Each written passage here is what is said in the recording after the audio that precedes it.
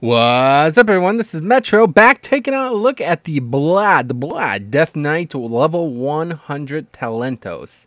I think that's Italian. Anybody Italian? Nah, I didn't think so. All right, anyway, so this one is Necrotic Plague. Really cool concept. Once again, these are all pretty much the same for all three specs, but this is taking a look at the implications for the Blood Death Knight. It's just going to replace your diseases, same as the other specs, but this is the like specifics for the blood is that it actually, every time somebody hits you, you gain runic power.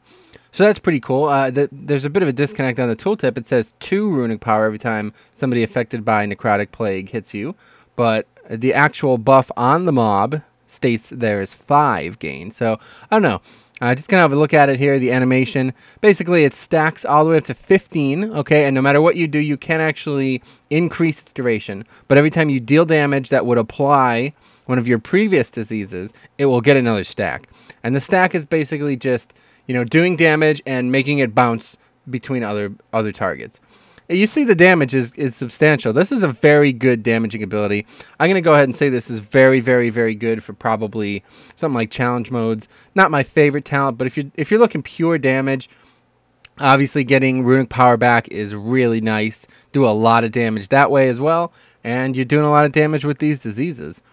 Just the fact that it bounces around without you having to do anything is pretty cool. Save some resources, you know, just stuff like that. I like the concept a lot.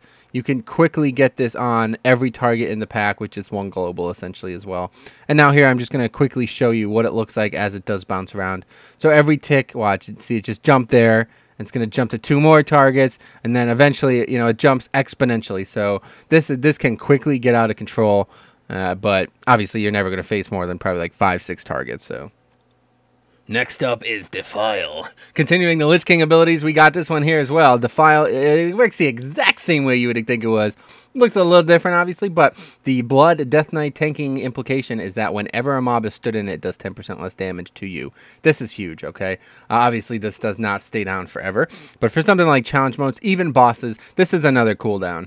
It flat out replaces D&D, Death and Decay, right? So it's still got the same cooldown, but the fact that it reduces the damage and does a bit more damage as well, you know, to them, it makes it a very versatile talent. This is definitely my go-to choice. And check it out here. Look how cool this looks, man. These guys are getting Defiled. Just move out of it! They would wipe a raid! They're gonna wipe the raid! Look how big it's gonna wipe the raid! Oh my god, those freaking Harvest Golems. Look, luckily when they die, they come back. That's 2 1s.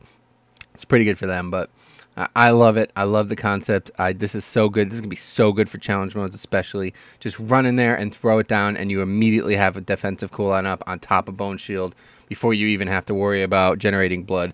It's really nuts. Just let's look at it one more time just to show. See now, I put it on the very edge of them, and it quickly expands. This has high depth. This is a very good ability, especially for 5-man content for sure. And the final one we're looking at is Breath of Syndragosa. Okay, now if you don't know who Sindragosa is, she was a Russian performing magician back in the 1970s and was the original inventor of the Invisible Man technique. Pretty cool, pretty nice in-game reference. I like that a lot, but the talent itself is pretty basic. Basically, it just channels this large AoE cone in front of you for runic power. It consumes 15 off the bat and 15 some more every, you know, a few seconds. You can easily keep this up, as I'll show in the second clip, with just spamming some abilities. But if you ever use anything that does consume runic power, this is pretty much gone. This really sucks for tanking, unfortunately. It gives them a debuff for like 3 seconds that reduces, or it actually makes them 5% of the magic damage they deal. Look how good that looks, though. That is so cool looking. It does look good. All 3 of these look really good. But anyway, it does 5% of the magic, and this is only magic damage, right? So this is different than it was a few builds ago. It heals you for 5%. So this is pretty terrible, honestly. I can't see if a good, unless like 5 mobs are all casting magic on you, you're never going to use this. But anyway, that's been it. It's a really cool concept. You see it there. You can keep it up going. But if you have any questions, let me know. Otherwise, I have to leave now, okay? I'm going to actually be going to jail.